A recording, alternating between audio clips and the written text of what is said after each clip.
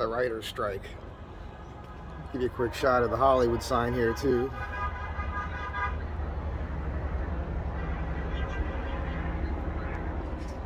So this is extremely annoying if you live here. It's one of the problems with living near Paramount Studios. It's usually not that bad here, but things like this happen. So I'm going to give you my take on this, right?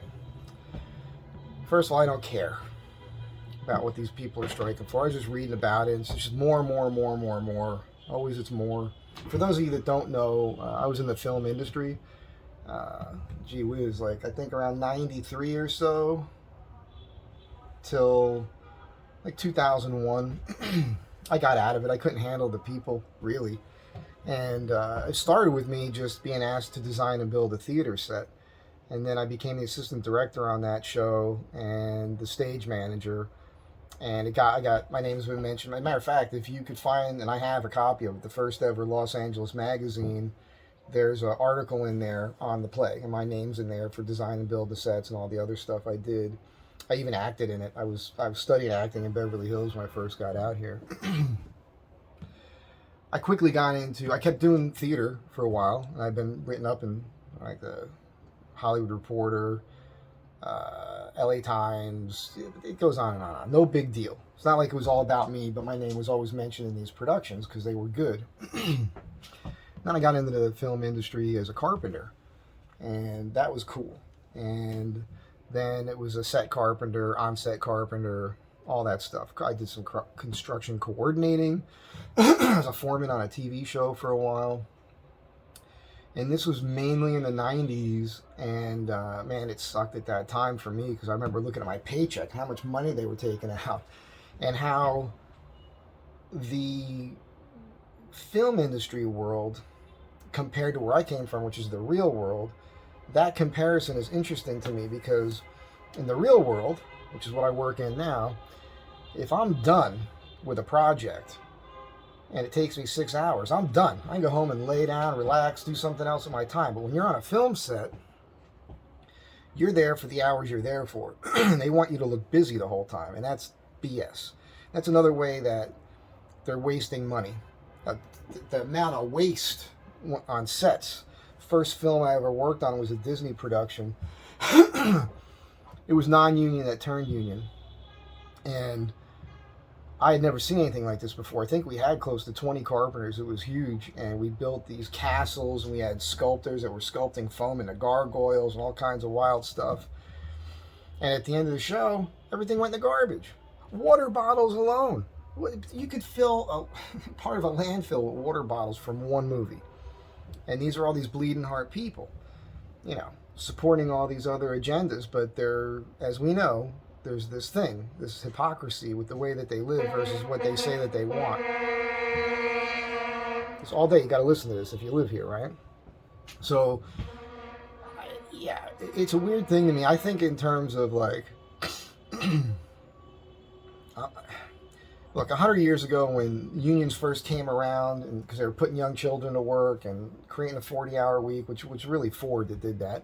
All right, there was some good stuff that came from that. But if you really look into the history of unions, it's a mob. It's the mob. That's the way they run things. Strength in numbers. Imagine you come up with a good idea and you develop it, you work your ass off to the point where you're not seeing your wife and your kids that much, you know, because you believe in this dream, and you build it up and it turns into something big to where you have multiple locations and this product that everybody wants, and maybe generations have gone by now and the family still owns the company, and then these young people could come in and start demanding shit from you. You hired them and they say they want more and more and more, and more is never enough. There's always more. And it's just, if they're complaining about, I read some of what they want, like they want a specific number, X amount of writers on each project. They want to be able to work for X amount of time on each project. It doesn't work that way. You're just making demands that you want. It's very strange to me. It's odd. The film industry is odd anyhow. Like, I mean, there's a guy that all he does is take a tape measure from the end of a lens to the subject. That's his job. There's a guy that clicks the thing. That's his job. Like, an army of monkeys can make a movie because each job is so specified. You know, you train one person to do that one little thing, and it's done. You can give me any grief you want for this, by the way. If you're in the film industry and you're watching this, it's fine. I did it. It's just it's an odd situation for me where, and if they're complaining because they need more money because the cost of living has gone up, well, whose fault is that? Whose fault is that? Like, I can tell you from being in the industry, and the reason I left was because it was a particular mindset that put me in a position where I ended up defending people I didn't even necessarily agree with or like, you know, politically and whatnot. Because you just hear the dumbest things on set. You know, people knocking capitalism. Like, that was always the big thing for me in the 90s. That was a huge conversation back there. Capitalism is evil and all this. Like, you're in the film industry. The film industry is like pretty much, it's one of the best examples of how capitalism is a success. And back then, freelance, right? You could come up with an idea. People were selling outlines for ideas. You could make money on that. Then they take your idea and they develop it. And then, you know, people are getting paid during that process. And then, let's say it turns into a movie. Thousands of jobs from that. And the film industry is so successful because people need the escapism. Even during the Great Depression, people went to the movies. They're so successful, they create their own unions. Those unions are not state funded or anything like that, right? That's just from their own dues. It's amazing how it works. But they just, this is what they keep doing, demanding more and more and more. But 99.9% of these people are pretty extreme. They kind of lean pretty far to the left. Not judging that. I'm just saying they're the ones who are voting for these people, putting them in office, and these policies that raises the cost of living. So you're supporting all the stuff that makes your life more difficult, more miserable. You need to spend more money. Rents are through the roof in Los Angeles and everything else. And then to compensate for that, you're going to demand that your employer pay you more for things that you supported that made these things worse. So, a nice little view here. Anyhow, that whole thing bothers me. And then this is part of it too. Do what you want to do, annoy everybody else around you because it's just all about you. I just don't like that sort of thinking. But they're entitled to do it. And when you live in a big city, things like this are just part of the thing. Paramount doesn't do it as much now, probably because of money. But they used to have these big parties late at night, and that always sucked too. But from time to time, it was kind of fun. They might have some fireworks show or something. I could be right here on my back porch watching it. And yeah, anyhow, I don't have any sympathy for the writers. And I know I got friends who are writers, and they're going to maybe give me some grief for this. If you're somebody who wants to hire a creative thinker, hire me. I've got no shortage of good ideas. And I think way more interesting than the crap I've been watching for the last 15 years on television and film and everything else, promoting all this nonsense that is only really out there to divide us and put us into these categories and tribes to keep us festered, you know, keep us arguing amongst ourselves. Those people are supporting all that nonsense. That's a problem for me. If I could see where they were trying to bring people together over common sense, then I would support that. And I'd be behind them.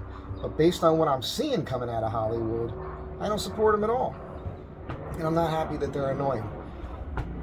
And whether they get what they want, I don't really care. They probably will. There'll be something that'll happen. But there's no shortage of people. Every one of these people right now could lose their jobs, right? Not go back, and the film industry can just start hiring new people if they wanted to. And if I was running things, that's what I would do.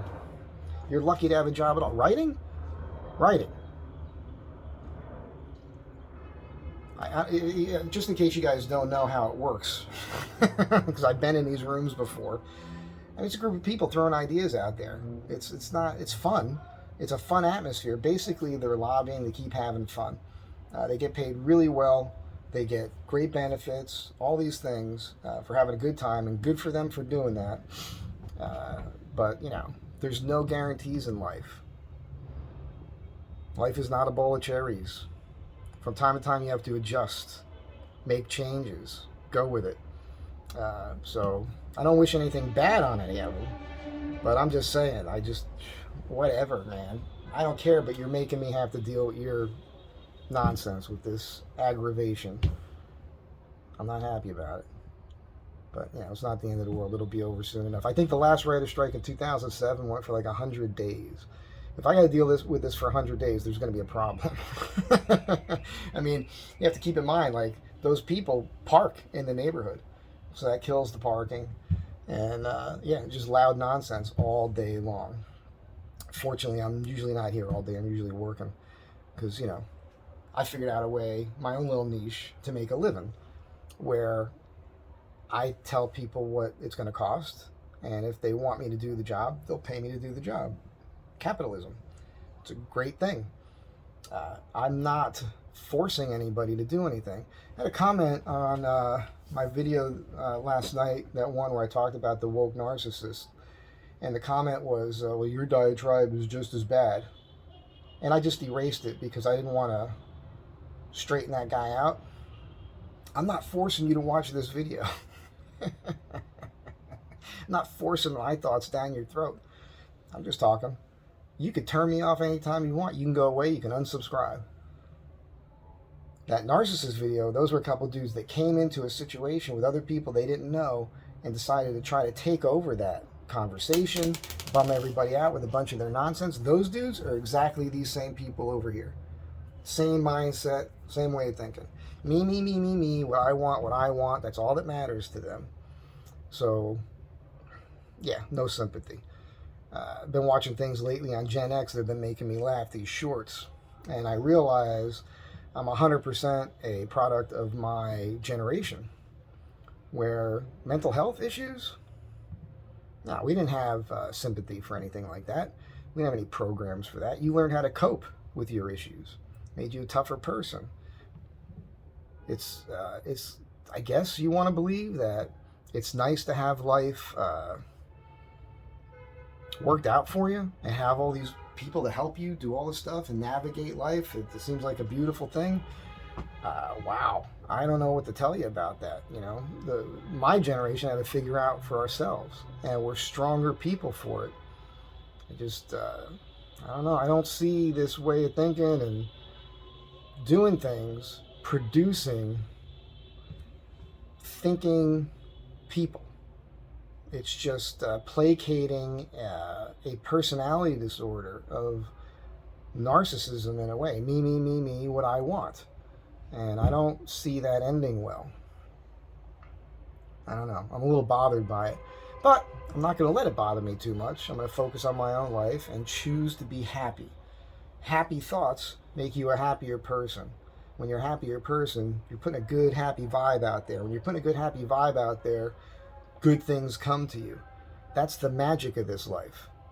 If you're constantly pointing fingers and allowing propaganda to mold your mind and think negative thoughts, you're going to be in this constant state of just pathetic anger and woe is me and everything sucks and all that. But you don't realize you're creating that with your own thoughts. And then the only other people who are going to come around you are going to be the same people with that same sort of energy. And then, misery loves company, man. So there's all these cliches, by the way, that exist, and they have existed for centuries, if not longer, because they tend to be true. Generally speaking, cliches are the truth. We're not allowed to use them anymore. This whole thing with language, that these people are supporting, changing the definition of words and all the other nonsense. This is where it's coming from. These people right here. So I don't have any sympathy for them. Let them get fired. Bring some new people in and allow them to just go back to the truth. Can we just get back to truth and mental toughness and being strong, individualistic people? The American spirit, the pioneer mentality, right? The pioneers came out, they risked death and everything to get to where they wanted to go, to build some sort of dream for themselves. And there's nobody out there helping them. What is going on? What's going on? It's a bunch of softies. Get off my lawn. But hey, again, think good things, have good positive thoughts, choose to be happy, be good to one another. Thanks for being here. And yeah, that's just me blowing off some steam because I got to listen to these horns and this screaming all day if I'm home all day right now. And who knows how long this is going to last. And if you're one of those people out there and you're watching this,